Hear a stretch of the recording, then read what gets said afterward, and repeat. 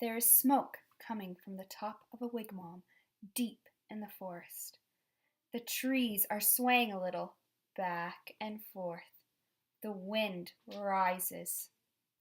A summer storm must be coming. Distant thunder is rumbling. The thunder gets louder and louder. The wind grows stronger and stronger. Then the ground starts to shake. Inside the wigwam, a mother is talking to her son. Her name is Gidju, and she comes from a long line of storytellers. Her voice is soft and comforting. She is telling her boy a story about the thunder. You are from a long line of Thundermakers.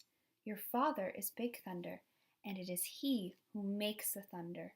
You are Little Thunder, and one day you will bring the thunder to the world.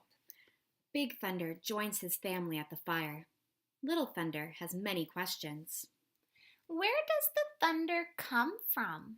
It comes from within the earth, and it helps to create new life. It is my job to gather up the thunder and lightning and throw it back to earth, carefully so it doesn't do damage or get trapped in one place. Can it hurt us? Well, lightning can start a fire and scorch the earth, but it also burns down the old trees and makes room for the new ones. Life sprouts from the earth's scar, and that helps everything in the forest, the trees and the plants and the animals. This is called renewal, and it is a part of the great circle of life. Outside, the thunder dies down. The storm begins to move on.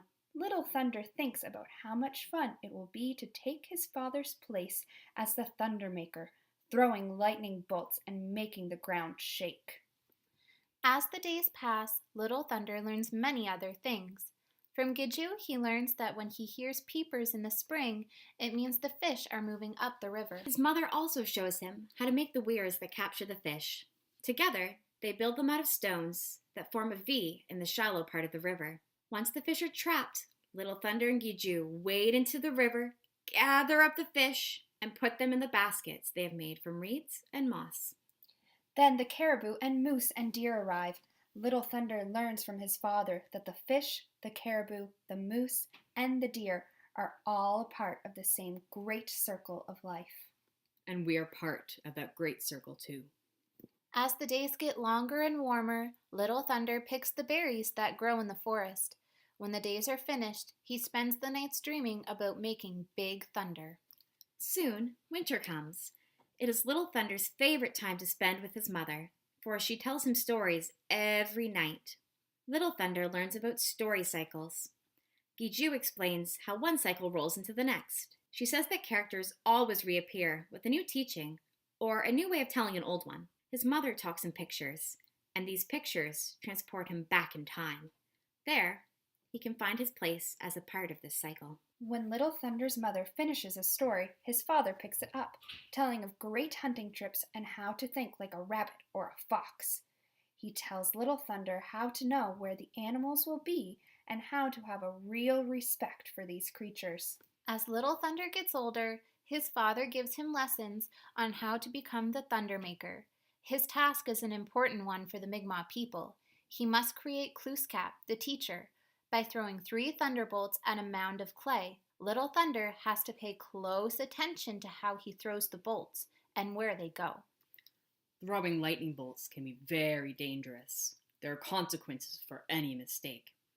Little Thunder is a good student, and one day the time finally comes. He is ready to go to the sacred mountain and become the Thundermaker. Little Thunder must complete his task alone, but his lifelong friend Wolverine is curious. Wolverine sneaks up the mountain following Little Thunder. When Little Thunder turns around, Wolverine changes into a tree. Little Thunder keeps going, but is sure he is being followed. He stops again and turns around quickly. Wolverine hides behind a boulder, but Little Thunder sees him. Wolverine, I know that's you.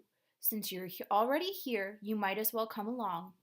At the top of the sacred mountain, Little Thunder builds a fire and sings the song his father taught him. He asks the Creator to help him become the Thundermaker, first in Mi'kmaq and then in English. Creator, help me. Please help me, Creator. As soon as Little Thunder finishes the song, the fire becomes a portal to the spirit world. Little Thunder knows that 3 thunderbolts are needed to create Glooscap, the teacher. But just as he prepares to throw his first thunderbolt through the portal, Wolverine whispers in Little Thunder's ear. Little Thunder is distracted and throws the thunderbolt into the middle of a river, killing the fish. Immediately, the ceremonial guardian, Hurricane Man, appears and scolds Little Thunder and Wolverine. Take more care in your task. Little Thunder throws his second thunderbolt, and his aim is true.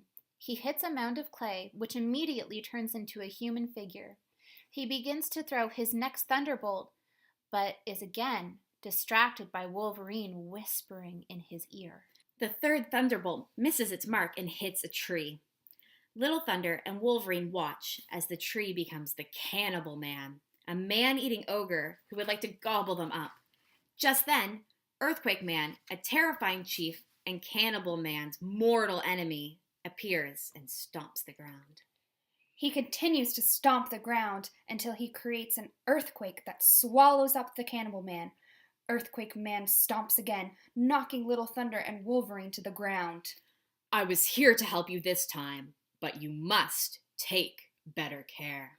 Little Thunder must land a second thunderbolt. He is nervous, but does not listen to Wolverine this time. He concentrates on his task, like his father taught him, and throws the thunderbolt. The thunderbolt hits its mark, and the human form of clay is given life. One last thunderbolt is needed for the human being to free himself from the land. Little Thunder takes a deep breath and summons a final thunderbolt and throws it. The bolt lands. The human form becomes Glooscap the teacher, and he is freed from the earth. Glooscap gathers medicines for the forest and then journeys to the village to meet his people, who he will teach and care for. From the mountaintop, looking back through the portal, Big Thunder and Wolverine are very pleased. Little Thunder has accomplished an important task by creating Glooscap, who is a great benefit to the Mi'kmaq people. As a reward, he finally becomes the Thundermaker. Now he will bring new life to this world for many years to come.